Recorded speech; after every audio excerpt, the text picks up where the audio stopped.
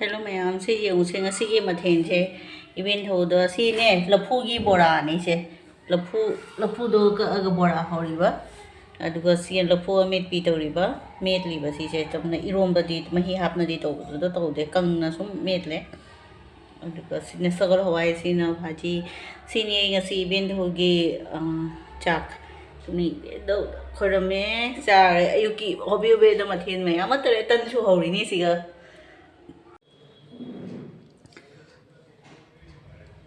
Hello ma'am. Asisine lafu ni ko lafu gi ne manung gi do anu wo part tu ni si se si jong se khar kui na han de gi thamuk pani. Hello ma'am. Asisine lafu ni lafu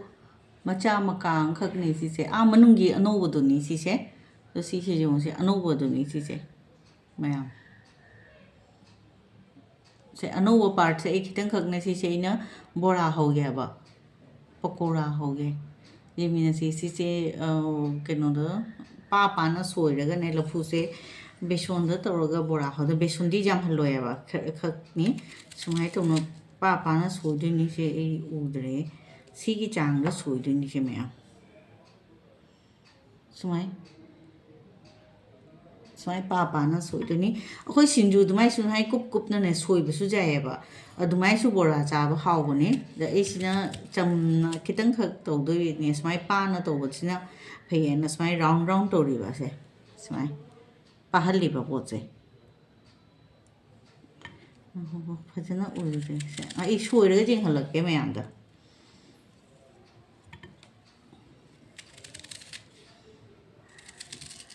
स्माइ तौरगाने सोइरगा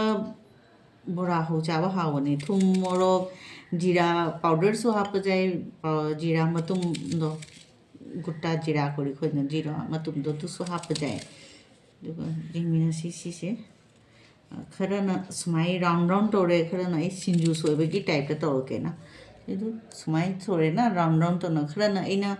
सुमाई ने जानझल सुमाई कुप कुप ना सोई सिंजू सोइबे तो वो दो सुमाई है तोड़गा ने कुप कुप ना सोइरगा बेसन द मिला बेसन तोड़ लगने सीसो हावबनी माने टाइप अनिमक त तौ जाय मोंग अनिमक त अमना समाय करो करो कोइना तौब जाय अमना समाय तौना कुप कुप न सेम बजाय बा सिंजू दुमाय पाना अखोय तिलहौ सेमद्राने दुमाय ने बोरा द तौब जाय याम हावबनी मयाम खरदि खंगने मी खरदि जानरम खोदि लफु थरो गुमदि चारे दना लफु गी लेइदो लफु थरो गी बोरा अदुगुमदुदि चारे बट असमाय ने केनो सिदि चाद्रि हरि चार सो हावबनी एदि कुइद्रि से खंगप खोय हाना चारम दे योंदा मी अंगना हाइरकपगि एना सि तौना जिंबा अद हावरे दगे एना सिदि शेयर तौब जायना जाना टेस्टी ओइबा दुगा हेल्दी ओइबा सु नि ची से लफु से दगे एना केनो तौरे मैम शेयर तौरे नि ची से हौरगा जिंहनगे फजबनी से राउंड राउंड तौरने स्माइ तौरने बेसन द तौरगा चाबा हावबनेबा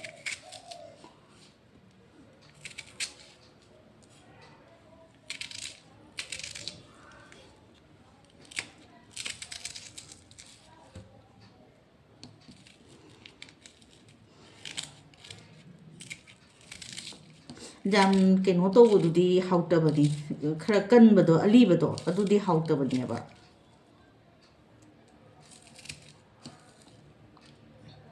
खरा कुइन सेमदे मुसल्ले सिसे से यों से मैम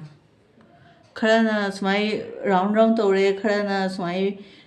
कुप कुप न सेमे असिलोगा बेसन खरा थादरनी बेसन हाइदि बेसन द तोत्तोय लुप्तोय खिता खिता बेसन जे जाम दि तौरोयबा बेसन का थुमगा मोरोका मरोइगा मिक्स तौरगा जेनम सु हापकनी सिगा तो ने मैम द शेयर तौनिंग न तौरिनी दो ए लोरगा सो ए मैम द जिंहलके को जे लफू गी बोरा लफू अनो दो मयोन दो अदुगी बोरानी मथकी जुदी खोक्तोगा खोय इरोंबा चाय एदी हवाई तसु थाकना चाबा हावरेबा खोय जेनमगा तौरगा पासप्रोनगा तौरगा थाव येरगा तौबदो सोक तौरगा चाबदो लफू से हाना थोंगगा दुगा हवाई दो हापतोनी तुसु जामना टेस्टी ओइबनी अदो सिना ई बोरा होनबगी द नयाम दो समाई का जिंहलिनी से मैम समाई ना केनो तौरे तोतले जेनम खरा हापगा केनो दो लफू से बेसन खरा हापगा चेनमगा थुमगा मोरक कनो तौरगा ने मरोई खरगा हापे अना मसे मचू से फजनबे है मनजे खतंग हापे मोरक अंगांगबदुगा पाउडर तो खितंग चाइसले असीनी अना तोटले हजी हजी हौरनी सेम सीनी सुमाय सुम तौदनी राउंड राउंड तौनने असीगी सेपता जो जेमिनसीको मैम हाउदी हाउबनी सीसे से जेंगो से मैम से कनोनी लफू की बोरादनी से जेंगो से सुमाय लफू की सेप ते लफू नोबदो सिगी सेप ता सुम लेनी बेसन दा खरा लिकना ने सुमाय तोटपीरगा सुमाय हौरिनी अतई दी एना कन मिक्स तौबदा सोंदा खरा दी तोट काय हरे दुना सेप से फजना ताहौदरे खरा दी एना फजना लफू कोरो कोरो कोइबदो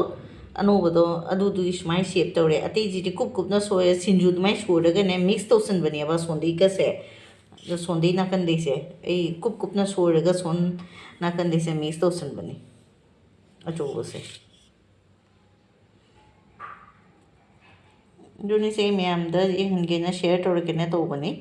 कुप कुप सोएगा सिंजु दुमाय सु तौरगा थुम मोरक मरोई जेनम का हापगा सु सुमाय सेम जाय बोरा हावबनी सुमाय सी केनो से मौंग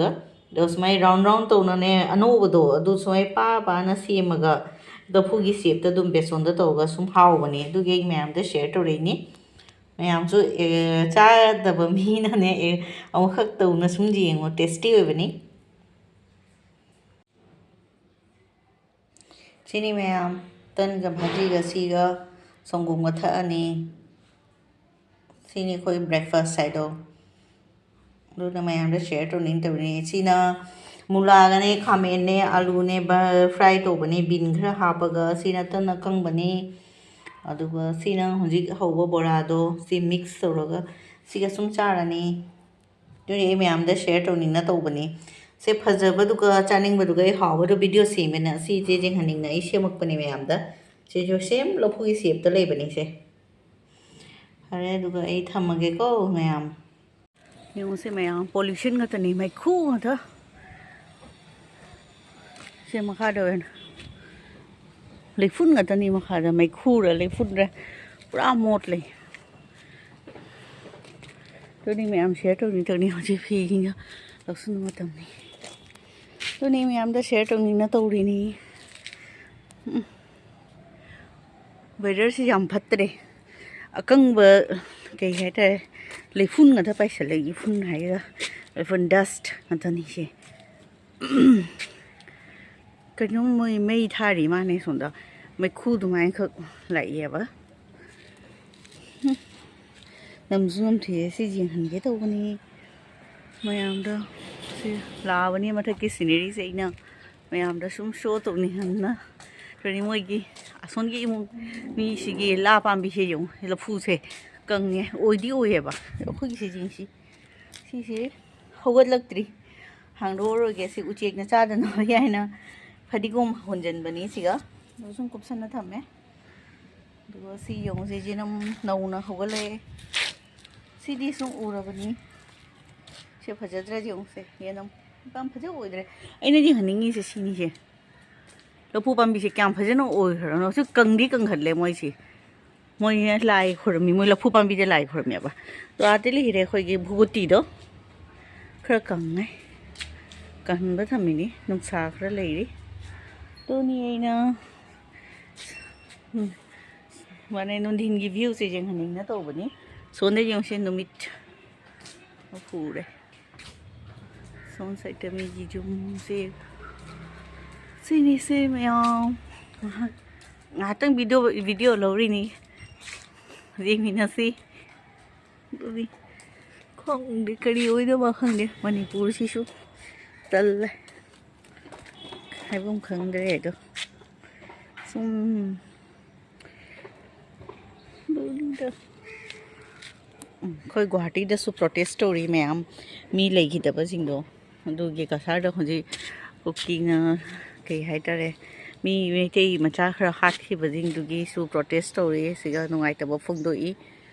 गुवाहाटी द तुनी मैं मुझे फेसबुक खंगदे अमा खंगदे मीडिया सोशल मीडिया दा लोई रख लेरे तुनी सोशल मीडिया से लेबेगी सु मैम से उबा फंगिनी खंगवा ngamiनी हाना सोशल मीडिया से लेरमद्री दी ओनली न्यूज़ नतनी तारे से तो न्यूज़ हुजिक्सु न्यूज़ नहीं सोशल अमा फेसबुक ते यूट्यूब ते चैनल पाइबा अयाम्बना सेम पोट रिपीट तौ लेरे होनी कई ओइदेबा खंगद्री से तुनी मैम दैना शेयर तौरिसे फरदुगा